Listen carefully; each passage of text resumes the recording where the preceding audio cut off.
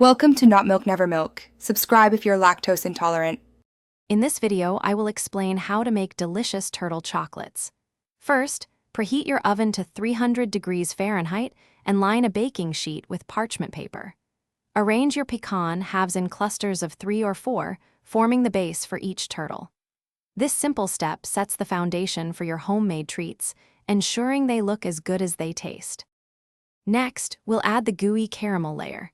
Unwrap your soft caramel candies and place them in a microwave-safe bowl.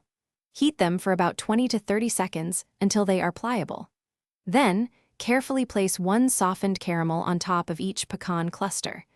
Gently press down to slightly flatten and spread the caramel over the pecans, creating that classic turtle shape.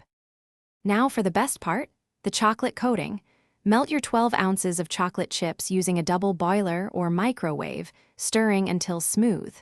Dip each caramel pecan cluster into the melted chocolate, ensuring it's fully coated. Use a fork to lift them out, letting any excess chocolate drip off. This creates a beautiful, glossy shell for your turtles. Finally, it's time to let your turtle chocolates set. Place the chocolate-coated clusters back onto the parchment-lined baking sheet.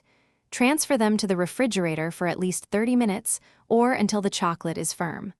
Once set, your homemade turtle chocolates are ready to enjoy. They make a wonderful treat or a thoughtful gift. Thanks for watching. If this was helpful, leave a like and consider subscribing. See you next time.